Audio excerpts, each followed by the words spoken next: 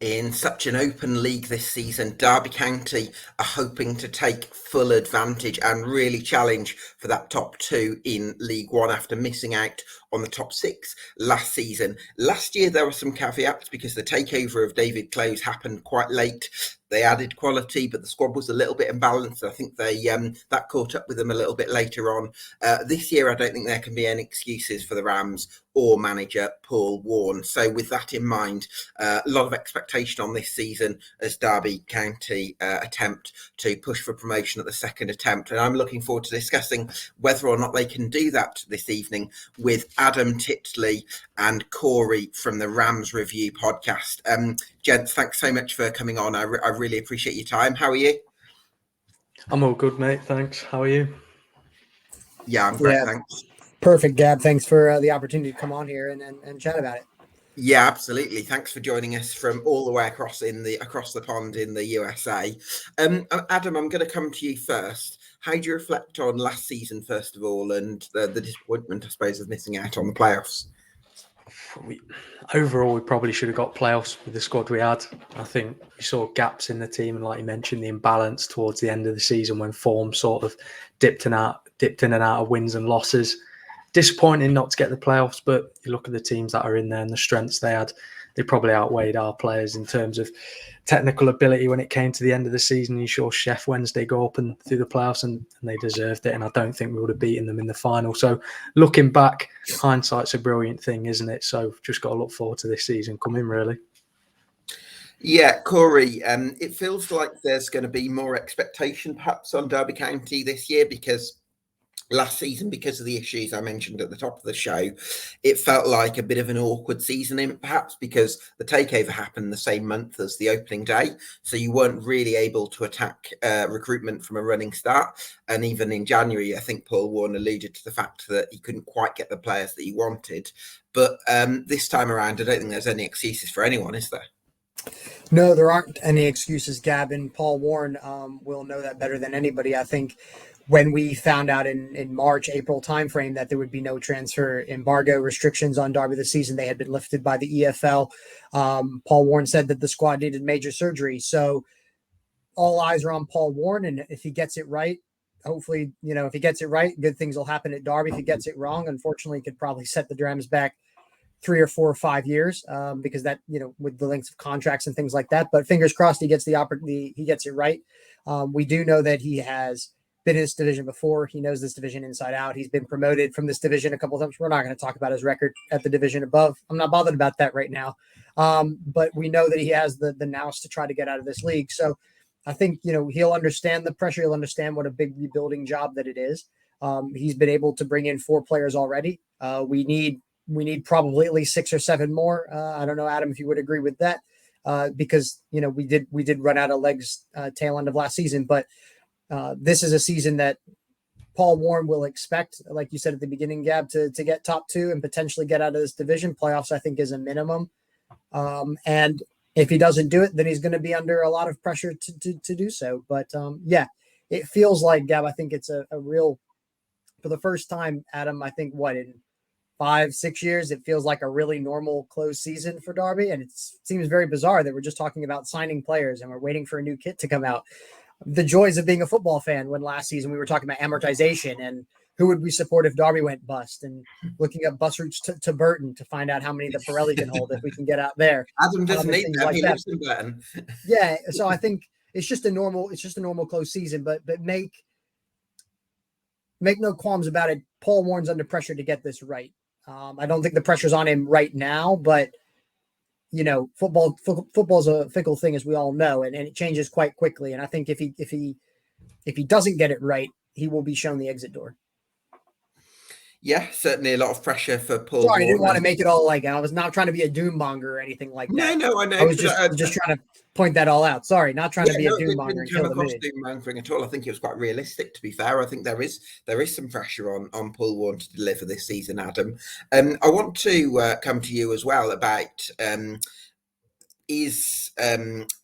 Cory there mentioned how many additions Derby are going to lead between now and the end of the window. He said 6 or 7. Do you agree with that?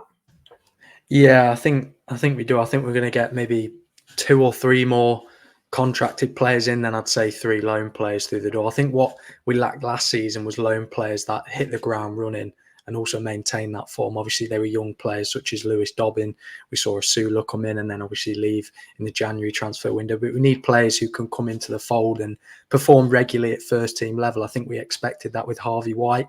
He just didn't really seem to manage it, obviously, after missing a year of first-team football in between playing for Portsmouth and playing in the Tottenham reserves. And I think loan players this season are going to be massive for Derby. They're going to be the players that are going to get us the extra few points that are going to be the difference between, well, hopefully top 2, but then promotion spots and also playoff positions. And I think that's what we have to get right this season. I think we've got the personnel to get us promoted. I know we've lost Dave McGoldrick. We won't replace him. I think it'd be very difficult to replace a 20-goal-a-season striker without paying a massive fee.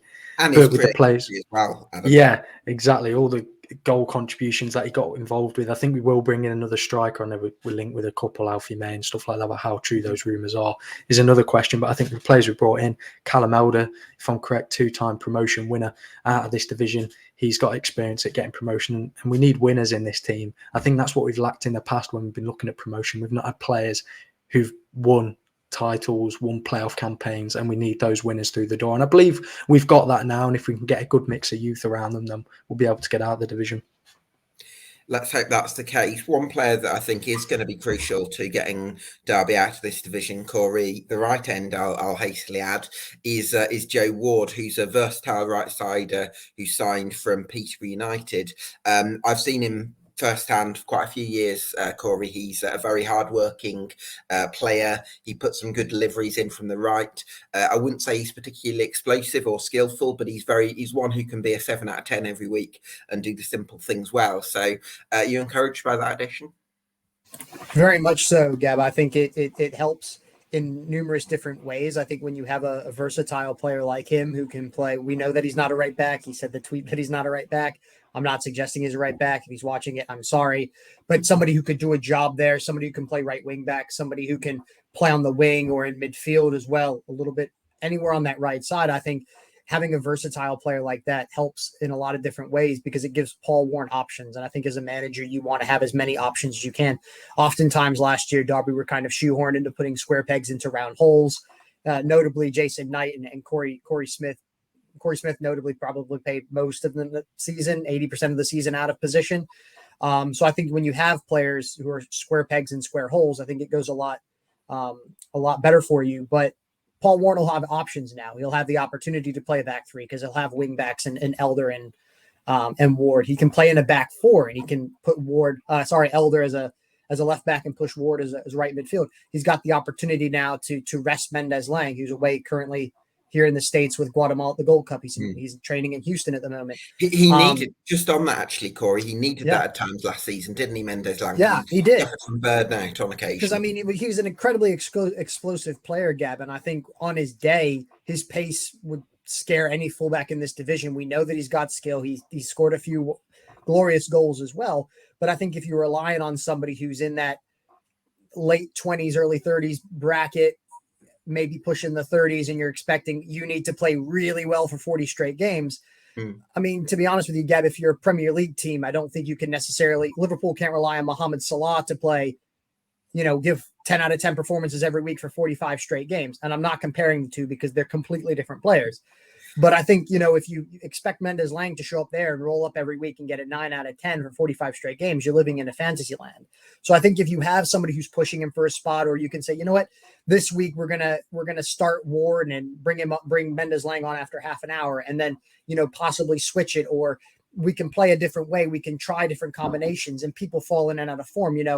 Barkhausen might come out and we might put Ward on the left and he could cut in on the right. We don't know. So I think having a versatile player, I think is the most exciting thing. And Gab, what I would say is the thing that really buoyed me is he was Peterborough's longest tenured player.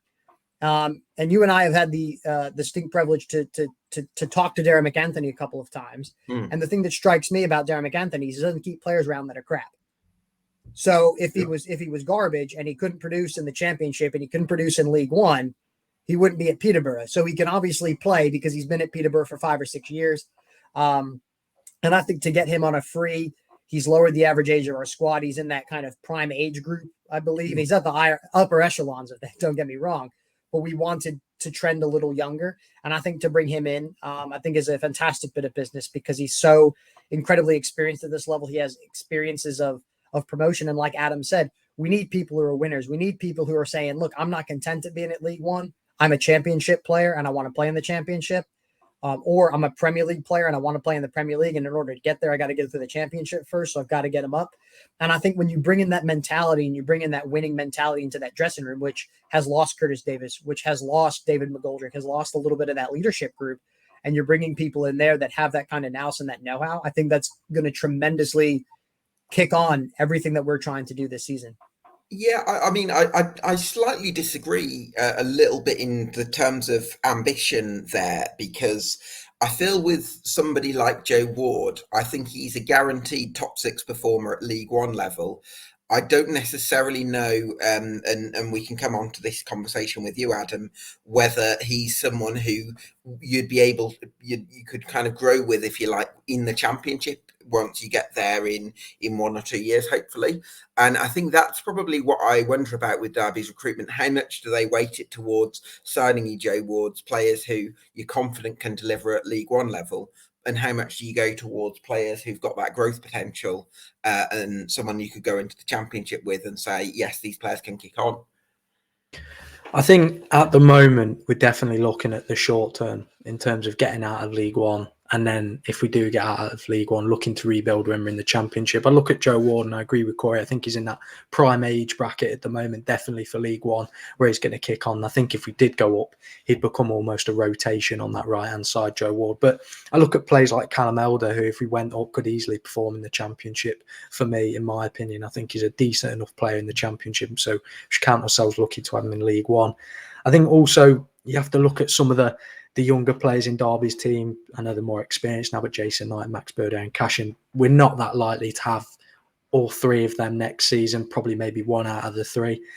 But in terms of our recruitment, I think we're looking into bringing players that are going to get us promoted, and then we're going to have to reshuffle and rebuild the squad once we go up. If we can keep hold some of those younger players, fantastic, because they will be the future of the club. But at the moment, I think it's definitely more favourable if we look to get a profit on them now rather than later. Okay, yeah, that certainly makes sense, and there's a lot of saleable value in this Derby squad already. Cory, we've touched on Paul Warne a couple of times, and I'm really curious to ask you what you make of him from a Rams perspective, because he has certain skills which I think unique to Paul Warne in terms of that ability to galvanise people and bring people together on an emotional level in a way that very few managers can do, if anyone, because I think the way he behaves is so real and so honest and so and vulnerable at times.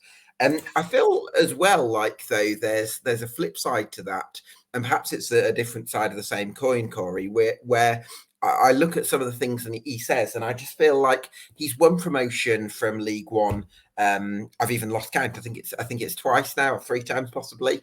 And I just sort of think, I just want him to believe in himself a little bit more at times as well. Yeah, I think, Gab, it's kind of the Paul Warne ethos to kind of make it about the team rather than about him. I think, I mean, he's got a tremendous CV with 3, promotions from League One. We also know on a CV he's got 3 relegations from the Championship. And then, hopefully he'll add a 4th and not add a 4th in the other column in a couple of years' time. But I think the mentality is the thing that kind of stands out for me. Is it's refreshing to hear a Derby manager for the first time in several years to just be honest and kind of be open a little bit more about how he wanted to do things. Obviously, when we had Frank Lampard, he was incredibly media savvy, and he would be like, there's the memes that go out where he's like smiling the next minute and he's like, but then we lost.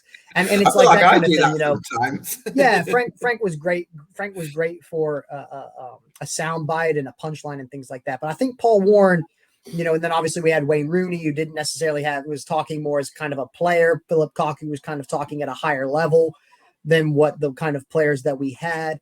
But I think when you look at Paul Warne, I think he's just refreshingly honest sometimes. I don't think he shies away from, when he's like, it's going to be a brutal preseason. It's probably going to be a brutal preseason. And I think sometimes as a player, you appreciate that honesty. I mean, if I was playing in that squad, I would appreciate the honesty. I think he he understands man management very well. I think he understands when a player needs an arm around him and when player needs a kick up the rear end or something like that. So I really applaud him for trying to create that team ethos. We saw it, Adam, didn't we, in some of the behind the scenes docuseries that Darby had done. Like, he came in, he had this big thing about the coffee machine is broken. And then he tried to make a bit of a joke about going to the club shop and getting a hat for himself because he was bald and he liked wearing hats, and that kind of became his thing. But kind of taking that self-deprecating humor aside, or looking at it as maybe this guy seems a bit weird because he's kind of going off in these strange tangents, like just focus on the football. It's an opportunity for him to walk around the club shop. It's an opportunity for him to talk to the people in there. It's an opportunity for him to get into the canteen at Moore Farm, the training facility, and say, hey, what's your name? How are you doing? This is how we're going to get you business. And I think he did a remarkably great job of trying to build a camaraderie and bring players together that really wanted to fight for one another. I mean, he's got in Richie Barker, he's got in Andy Warrington as well, people that have been with him a very long time. And I think he quickly bought into the ethos of what this new Derby County is all about. I think he, for all intents and purposes, gets on very well with David Clowes. I mean, he's still in a job, so he has to be at some point. But I also think that, he's built into the ethos of this football club. And I think he realizes that it's a big job. I know one of the stories that really comes out to me, Gab, and Adam, I'm sure you read this as well, was I think it was at the end of season dinner last season or something like that. And a fan had gone up to him, and it was like the first time in the guy had been a season ticket holder for 40 years or something. And his wife had just passed or something like that. And it was the first time he was going to have a season ticket without his wife, or it was his father, some relation. And he spent like 20 minutes just talking to him about life and how his relationship with his father was and things like that. And in the day where you see Leeds United walk through a hotel and they're not even looking at the fans and things like that really stands out of like, this guy takes the time to meet with fans. He's done shout outs on Twitter for people who live overseas and different things like that. And I think he gets it. I think he's somebody who understands what it's like to be a fan. I think he understands what it's like for someone to support a football club. And I think he understands that this is an incredibly great opportunity for him to be here. And I think he wants to sign players like Joe Ward, like Callum Elder, who are grateful for the opportunity to play for Derby County. And that's not to be arrogant because of a Derby County fan, but Derby County is a large team in League One. They would be a large team in the championship. Not trying to be arrogant, just trying to state the way I look at the world. And I think he wants players that think similar to him. And I think if he can get that in, that's really, really good. Now, am I all 100% behind Paul Warne on the Warne train as maybe some other fans are? I'm not. I'm still have my reservations of, this is a big club. This is his first opportunity here. All intents and purposes, he looks like he wants to do very well, which is great. But, again, it's a massive rebuild job. So if you bring, let's say, like Adam said, if you bring another 3 players and that's 6 contracted players that you're bringing in a window, they're on 3-year deals and 3 or 4 of them are complete crap. Fingers crossed that they're not, but let's just say they are. Darby's tied to him for 3 years with little to no resale value. Sure. And I think, he's made his point clear that this squad needs surgery and he's going to go out and do it. And so when you make a statement like that, and then, last year it was the players aren't fit, I'm going to get them fit in preseason. Some of them are my players. I tried to sign them before, but a lot of them are Liam's players and things like that. That's when it started to kind of wane. A lot of the excuses will be gone this season. So it'll be interesting to see how he starts with a clean slate. And it's not to put any pressure on Paul Warne because, I don't want him to sit here and get the sweats from listening to your show, Gab, by any stretch of the imagination tonight, thinking he's got to call David Clowes and do a cover-up job. But I think he's done a great job so far with what he's been given. But I'm excited. I would finish up by saying I'm just excited about the potential that this has to go one of 2 ways. And obviously I want it to go the positive way. And I think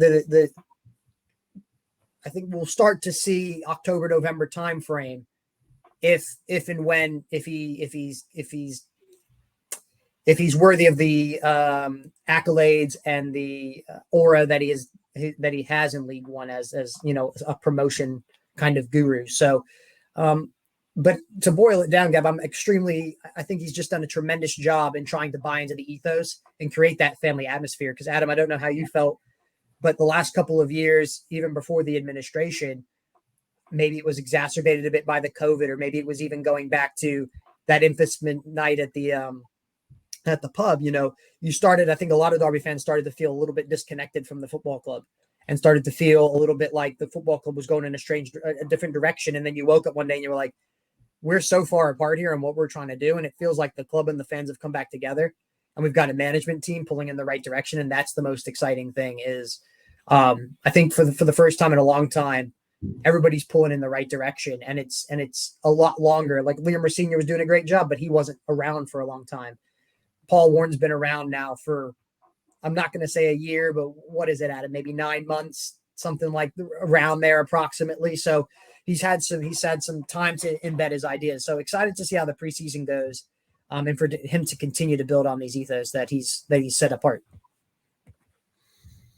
Yeah, we've both used, Cory, the word excuses, and I sort of feel like a bit of context is required, or just to explore this other sort of point, which is I actually have a lot of sympathy for the circumstances that he inherited, because I think there's probably fans of a lot of clubs in League One, especially the smaller clubs, that would say you've got Conor Hurahan, you've got David McGoldrick, you've got even James Collins, who hasn't necessarily cut it yet, played in the Championship before, lots of players like that. But I do think, Adam, that it was quite an imbalanced squad that Paul Warne inherited as well. I think there were deficiencies at right back. I think there were deficiencies at left back. I don't think there was someone who could come in up top when James Collins was out of form. Sometimes Dave McGoldrick played up top when he's far better between the lines. There was an imbalance of lots of left footers in sort of defensive areas and not many right footers. Lots of things that I think Paul Warne hasn't really had the opportunity to rectify in terms of this squad. And I think he said himself after the January window that he sort of intimated that he wasn't 100% happy with what he was given. So I think that obviously a manager's job is to make the best with their resources and make the best of what they have. But I also think that it is going to be great for Paul Warne to have this opportunity to rebuild the squad is in his image, because let's not forget as well, the squad last season was recruited for Liam Rosenior, who had more possession-based methods. Paul Warne obviously likes to get the ball forward a bit earlier, so he's now going to have the opportunity to recruit players who suit that system. Yeah, I think last season there was definitely a couple of imbalances, and I think at the start of the season we saw in midfield. I kept discussing whether we could play a certain midfield with the likes of Conor Hurahan, some of our younger players like Max Bird. It just didn't seem to flow correctly. And then when Jason Knight was missing for a couple of matches, the team just didn't really seem to flow going forward. And you could definitely tell that when certain players weren't in their almost natural positions, or certain players missed out, then we definitely struggled to find the balance going from defence to attacking. Max Bird, similar thing with Max Bird, I would say, Adam, as well. When he was out, I felt like he missed him. Yeah, and also, like you mentioned, Dave McGoldrick can't play 45 matches a season for a full 90 minutes. So when he came off, we lacked that pace up front. And when James Collins wasn't firing, like I mentioned earlier about getting the lone players right, we just didn't have those young players that were hitting form to come on and get us the extra goal. So I think definitely now with this transfer window coming in, and hopefully he'll still be able to have the January transfer window, because that's a very important window in itself, definitely to remove those imbalances and find out where he can play players for 30, 40 games a season without having to change them. I know Cory mentioned putting round pegs in square holes almost when Cory Smith played right back, but we know he's a lot more comfortable in the midfield or vice versa. And I definitely think that with the players that he's bringing in, he's looking to amend those positions. Definitely, I think at fullback, we saw with Hayden Roberts, who had a great season. Disappointed to miss out on him, unfortunately, but the Championship came calling, so it's understandable. We've seen, like, with more experienced players sort of shift, Craig Forsyth going from left back to centre back now, and bringing Callum Elder in means that we've got the cover at that fullback position. It depends really for me how many of those youngsters we lose, because those more experienced players are definitely heading into their 30s, and without the younger players around them to do more of the footwork running, it's going to be difficult, because I think once he removes those imbalances, he's going to lose some of the younger players which were doing the footwork around the more technical players. Yeah, that certainly makes sense.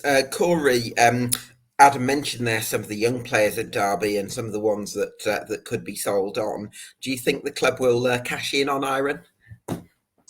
I don't think they'll cash in on Aaron Cashin. I think Aaron Cashin will probably stick around for a few more seasons. I think out of the 4 players that really stand out, and I'm talking here, Aaron Cashin, Max Bird, Louis Sibley, and Jason Knight, I think there's one that's probably certain to go.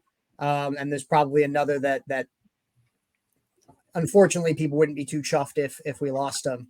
To be honest with you, I don't think Aaron Cashin's going anywhere. I think Max Bird isn't going anywhere. I think Max Bird is probably maybe going to be giving the captain's armband, depending on what happens with certain rumors from other center halves that we may be looking at, and things like that.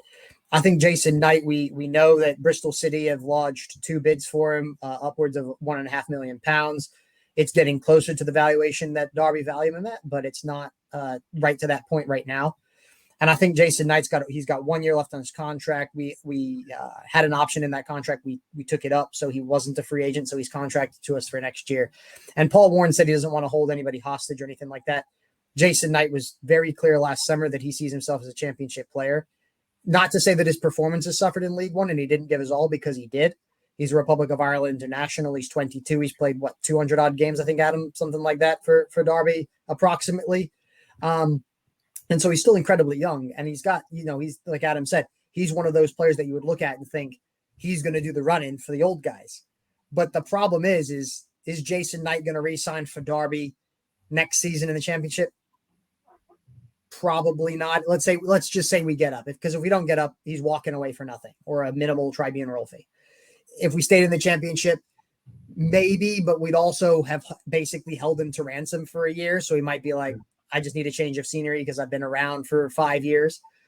And I could see them cashing in on Jason Knight. I think in this division, the $2 million, let's just say roughly, that you're going to get for Knighty is going to go a long way to pushing out and being able to rebuild an entire squad. It frees up wages. It frees up a little bit of money for us to go and make a bid for maybe, I don't know, a striker who can score 16 goals a season and have 10 assists. That would be very helpful at the moment.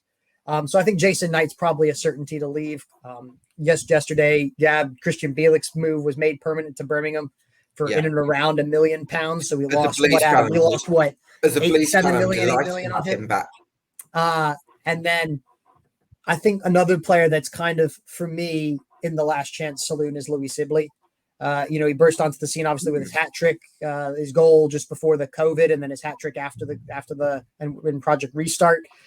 But he's now been under 4 Derby County managers in his short time at Derby. He's failed to establish himself as a starter under any of those managers. He's an attacking player, but when Wayne Rooney needed goals, he didn't turn to him.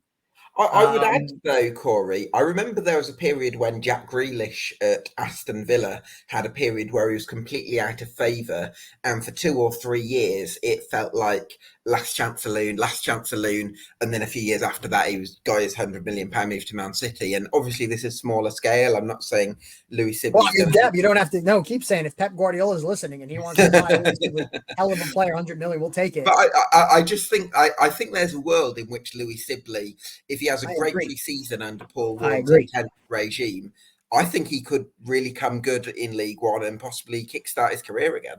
Yeah, I agree with you. I think his best kind of run in the team last season was, oddly enough, at left back. When Hayden Roberts had a bit of a strange either injury or a bit of an injury and a bit of a lack of fitness and form.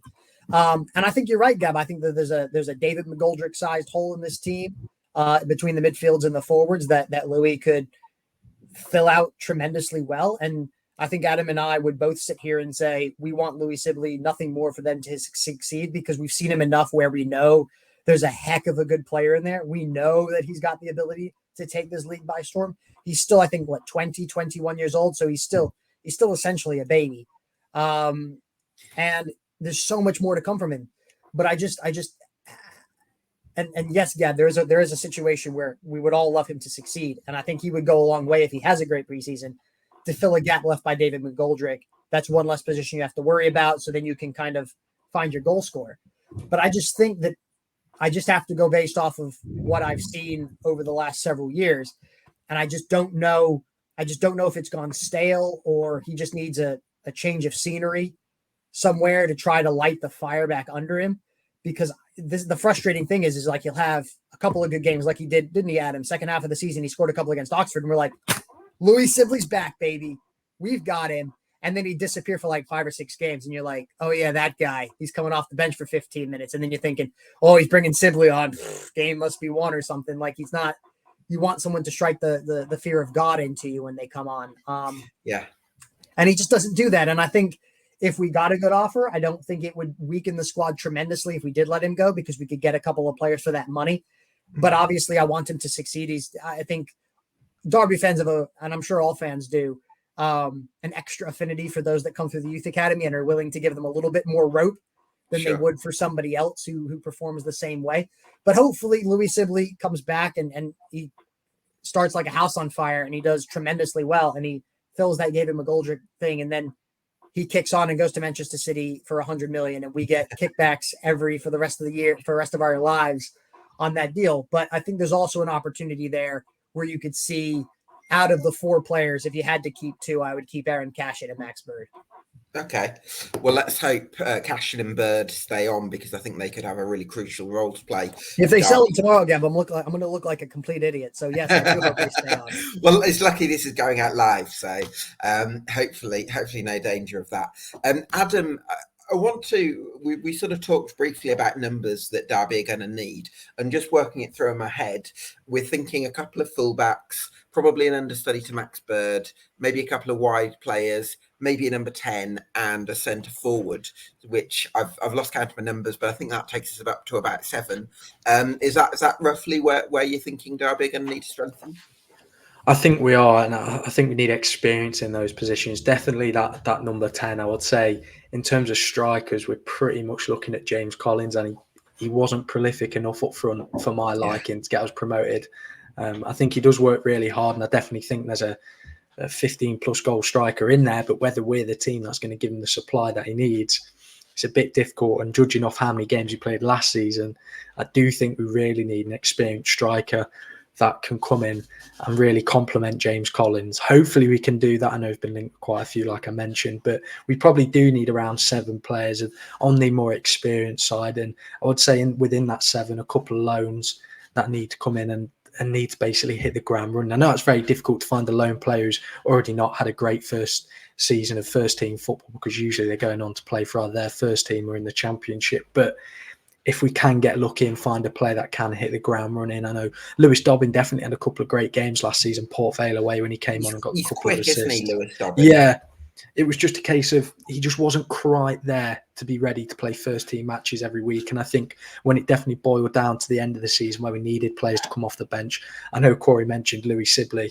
I'd love to see Louis Sibley succeed at Derby. I just think it requires a lot of trust from a manager to put him in that 10 position, because he is very sporadic. So I definitely think Derby need about 7 additions, and I'd say 1 or 2 of those need to be young players coming on loan who are going to hit the ground running. I keep talking about loan players, but I just don't think people realise how valuable they are.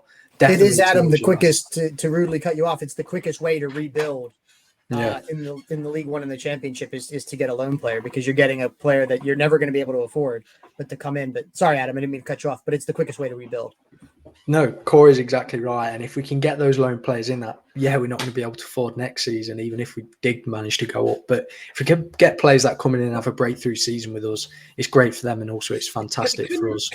On the number 10 position, can Jason Knight be the 10, Adam? I don't think he can, just because of how good he is at his defensive duties. I think if we gave him that option, I do think he can score goals. Pressing 10, though, like Ollie Rathbone, who Warne had at Rotherham, he's similar sort of minded, just super energetic and will get after opponents, and maybe the quality. I think he could do, and it would be great to see him in that position with the freedom, but then you'd have to think who we're going to put further back. And I'd go back to Cory's mention, Louis Sibley's probably the perfect number 10. But just because of how sporadically he is and how explosive he is, it does take a lot of trust from a manager. I think Philip Cocker is probably the only manager who experimented with that and got the rewards from it. I think Wayne Rooney was reluctant because of how defensive and contained he wanted to play. So I think maybe we could see Louis Sibley come through. I think if we put Louis Sibley in the 10, he'd score 10 goals in League One, if not more, from that position because of how dangerous he is. But to see Jason Knight there, I think it would work, and I think he'd score goals. He can score goals and do his defensive duties. I just think of how good of a player he is, it's better to see him more in the middle. Yeah.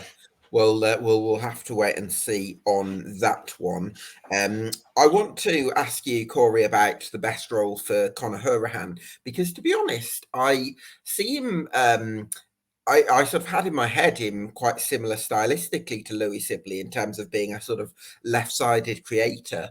But I think with Hourihane, there were times where Max Bird was absent, where Hourihane had to drop deep and collect the ball off the defence, which I don't really feel like his game is his game, because I think he likes to play quite instinctively, quite impulsively, where he sort of trusts himself to pick out those Hollywood long-range passes.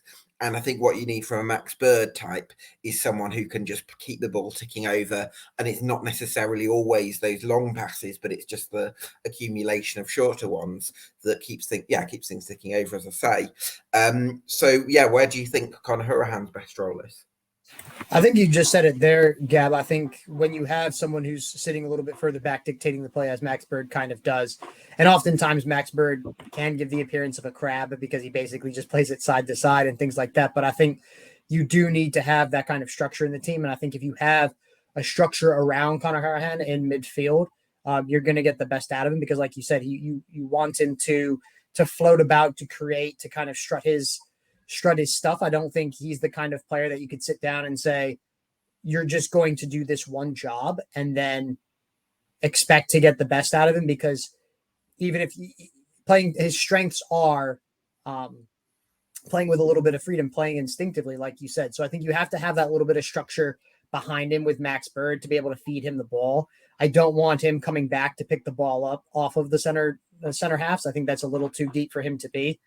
And I think, he wants to be, you need to have him with his facing goal as much as you can.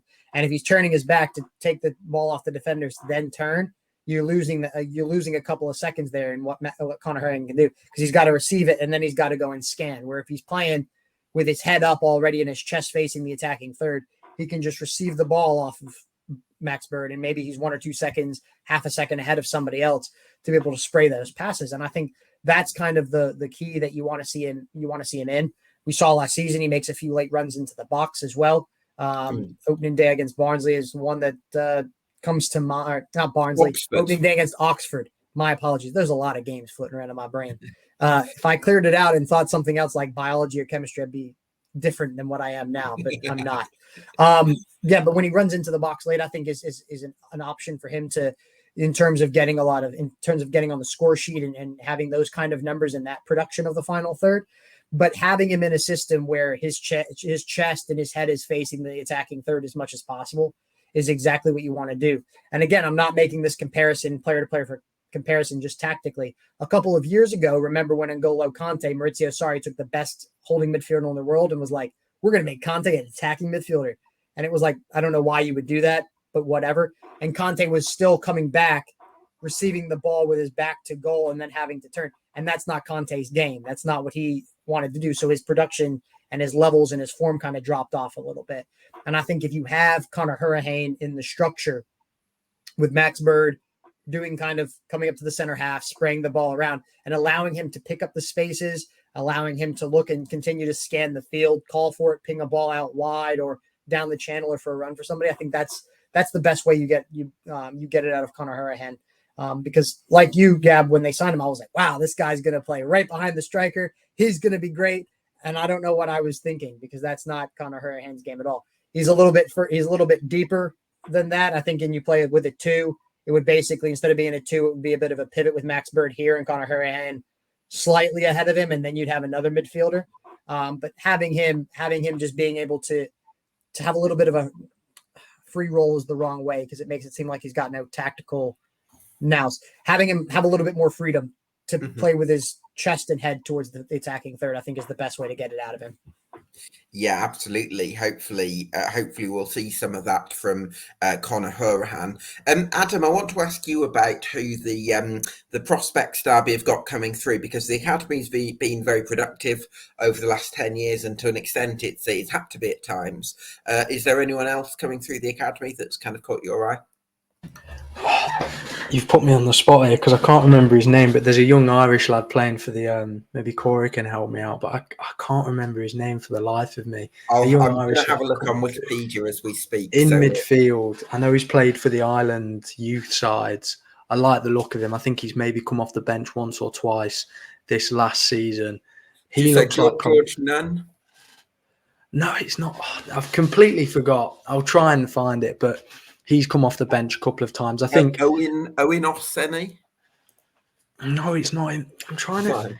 He plays primarily right back / midfield. Maybe another Jason Knight coming through. That's what we're looking at. But I think Derby's academy has struggled with a lot of players leaving. I know last season the academy didn't too well. Watching them a couple of times, they struggled a lot. They conceded a lot of goals when I went to watch them, unfortunately. But I think definitely there's. I've just remembered the name. It's Darren something. Darren Probably no. Darren Robinson, that's it. I like the look of Darren. We got there in the end. I like the look of Darren Robinson. I think he looks very physical for a player that's only playing in the youth sides. And I think he definitely could come in a couple of times. Obviously, I know we've got Jake Rooney, but he's still playing the reserves. One reserve player I would like to mention is Adoro, the right back who we got from Man City. I watched him in pre-season at when he was on trial when we played him against Bradford City, and probably the best debut / trial I've ever seen from a player. I can't stop praising him enough for that game because I just thought he looked so good going forward and such a complete player for someone who'd never played a men's game of football before. And then seeing him again last season, he was a little bit lost when he came on. So I do think he's going to have a breakthrough at some point.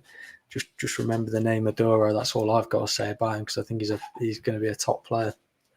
Well, let's hope that's the case. Are we looking, Cory, at a situation where because Derby had to sell a few of the players when the club went through a financial crisis, that there's actually been a little bit of a drop off in terms of the academy because all your best top talents you actually had to sell because of the situation you had a year or two ago? Yeah, there's a little drop off, and then there's what happened in the Derby County Academy last season.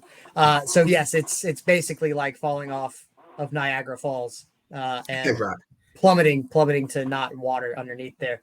We got relegated, I believe, wasn't it Premier League 2 Division 1, Adam? I think we finished we bottom. didn't win a game. Yeah. I think we scored like 3 goals and conceded like 48. Yeah.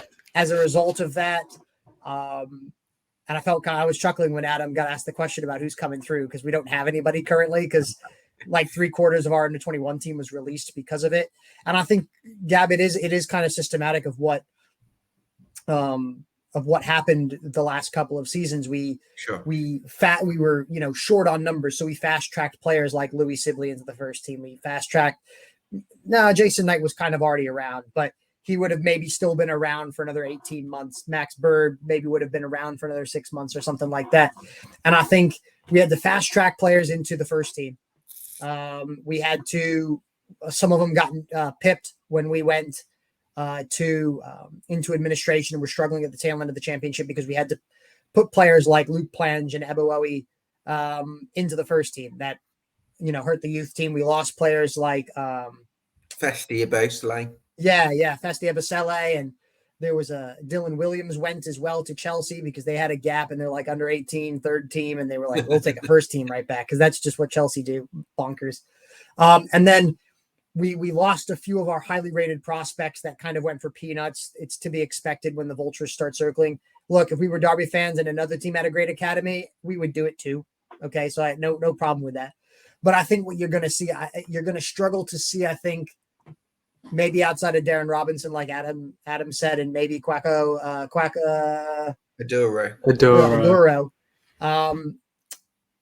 You're going to struggle to see players come through the youth academy for Derby. Pardon? Max Bardell? Yeah, he played against Chorley and then hasn't appeared since. So I don't think it's a knock on Max Bardell. I just think sometimes these players just play positions and they play in the odd position where Derby's very deep in. That's the unfortunate thing.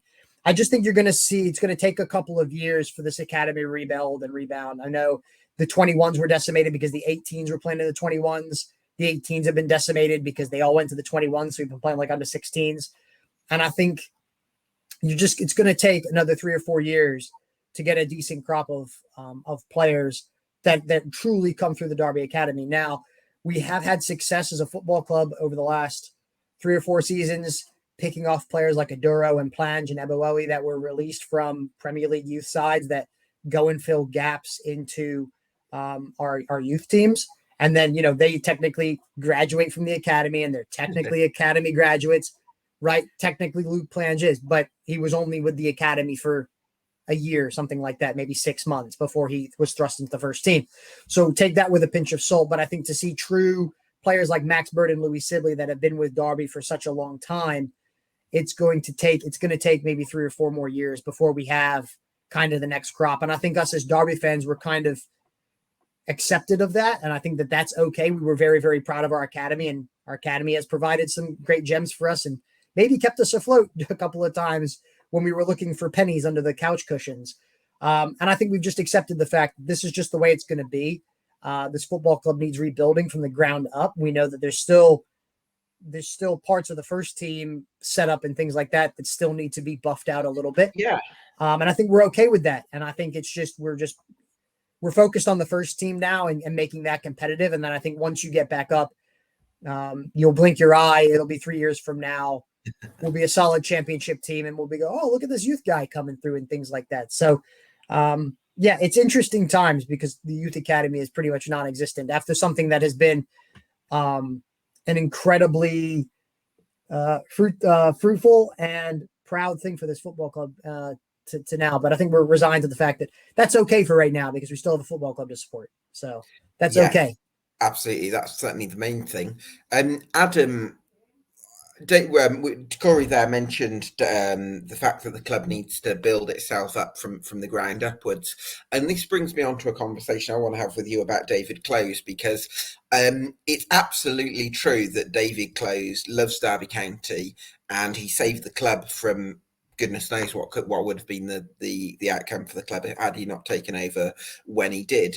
But I definitely got the feeling then that he was maybe a reluctant buyer, that maybe he only stepped in because he loves Derby County Football Club, and him being an absolute hero for doing that doesn't necessarily mean that he's the right person to lead Derby County to a glorious new era of movement towards the Premier League and beyond, which is what I suppose the club's going to be striving for. So I just wanted to get a sense from you. We know that what he's done is a great thing for Derby County Football Club and incredibly honourable in many ways.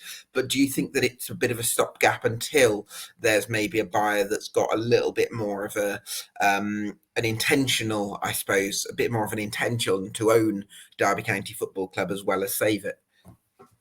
Yeah, I think from the first moment David Close came in, he made it pretty clear that he was the last chance for Derby County, basically, and he knew that he had to come in because of his fortunate business position that he could afford to purchase Derby County and take on the debt that we were in at the time, and he could rectify that and change it so that we're now in a position where we're not operating in debt. But I think definitely David Close is someone who can take us up to the Championship, the financial backing that will give us.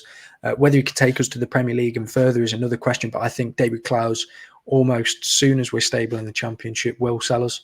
I think he doesn't want to be an owner that's around for 20 years, owning the club throughout many different stages and eras. I think soon as we're stable in the Championship, back where we almost belong, shall we say, I think he'll look to sell on to an owner with more investment, shall we say, more business mindset to take Derby County further than what David Close can. I think that's a positive in David Close knowing what almost his limitations are as an owner.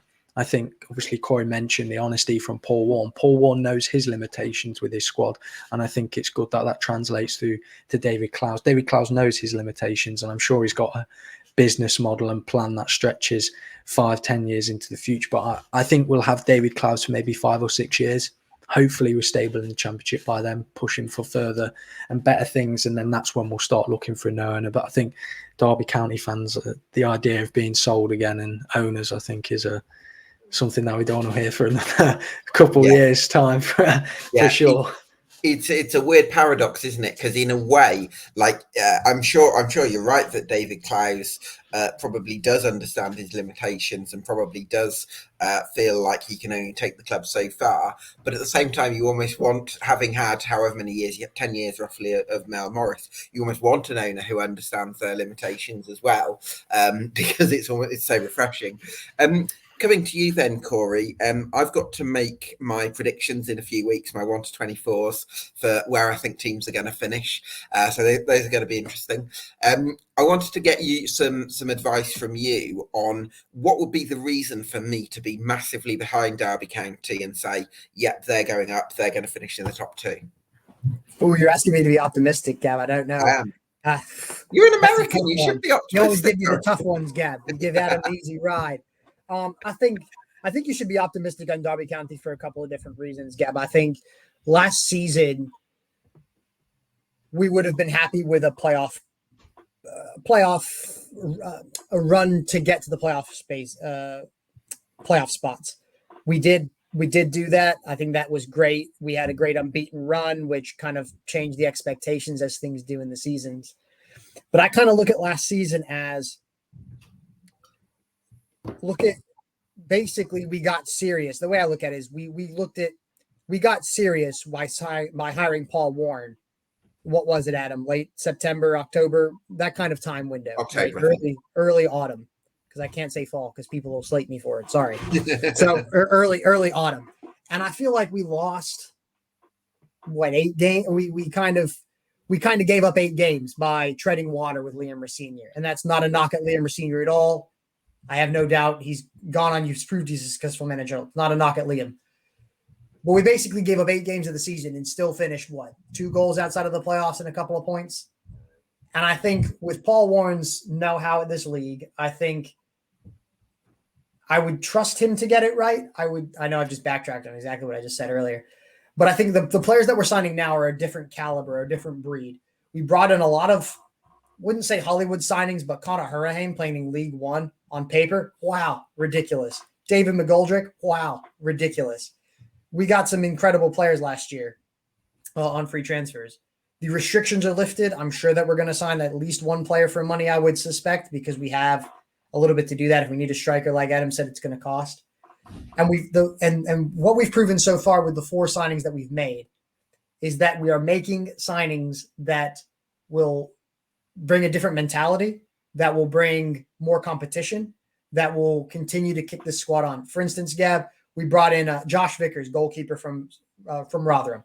Mm-hmm. He would have started for Rotherham had he not been injured in the League One campaign, and he probably would have started last year if I forget the lad's name. Victor Johansson, probably one of the best goalkeepers in the champion. They were like, Johansson was amazing. Like, he was top 5 goalkeeper in the league. So if he wasn't there, he totally would have started Vickers and would not have looked out of place. Joe Wildsmith had a great season, and we brought somebody in to say, you've had a great season, but you're going to have to up it because there's another guy who wants to play as well. And I don't think we've had genuine competition as a goalkeeper for a long time. And I know it's not won and lost at goalkeepers, but I just think the players that we're starting to bring in, Elder, promotion winner twice. Ward, promotion winner with Peterborough. Vickers, promotion winner with Rotherham.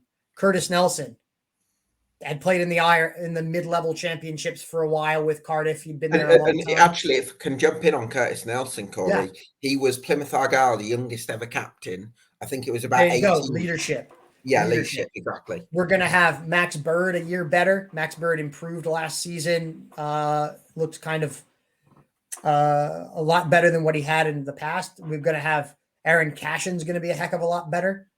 We're going to have Mendes Lang and Tom Barkhausen fit. They're going to understand the league. They're going to understand the way to go about doing business. I think Paul Warne's going to get him fitter. Who knows? Maybe a breakout for Louis Sibley. And I just think that there's just so many. I think a lot of the big boys left the division, and that's not a knock at the rest of the division as well, because League One is a very tough league. We thought the championship was tough. League One is tough. Like, that is just mental, because you have completely different style of play, completely different grounds than what you're expecting to go to.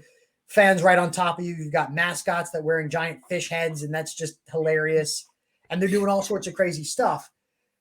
And I just think that Derby are going to be that much more experienced. And if we missed the playoffs by a couple of goals and a couple of points, with a threadbare squad, relying on essentially one player to carry us, where we couldn't afford an injury anywhere else, or we would have been completely done. Completely done.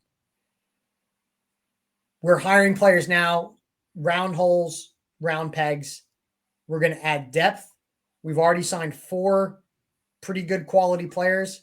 Like Adam said, we're probably going to sign at least another 3 contracted and maybe another 3 on loan. You've got to be excited. You've got to be buoyed by that, because, and before I finish the thing, yeah, because I've took the long way around on this. I look at Paul Warne last season as most managers come in, right? And they have a preseason to work everything out. Okay. I'm supposed to come in. I'm a genius. I'm going to work everything out in 6 weeks. Boom. We're good to go. Paul Warne's been working this out since October. He knew that January was going to be a tough window. He knew what the restrictions were, and ultimately those signings didn't pan out, but that was okay. You got to try things. He's had 6 or 8 months to work out everything about these Derby County players, to find out who can perform on a cold, wet away Port Vale on a Tuesday night, who can perform in the big crowds against Portsmouth and Ipswich and whatever. He's found out who he can rely on, who he can't rely on. He's found out who can play in what positions. He's found out the ethos of the club. He's found out kind of the business aspects, so to speak, of the club. And he's had essentially an extended 6-month look at everybody. What he doesn't know about these players right now is probably not worth knowing, because he's worked with them every single day. And I think that he's remained positive. He's remained upbeat. And it just seems very, I wouldn't say he doesn't even sound bullish. He doesn't sound arrogant in the thing. It just sounds very professional. Like, we're going to go out here. We're going to work as hard as we can. We're going to work our absolute socks off for X amount of games this season. We're confident. We've got a reason to be. And I think that extended look at everybody and the quality that we're bringing in, I think should scare some teams in this division. And I'm not going to say that Derby County's back, because that would be very arrogant of me to say.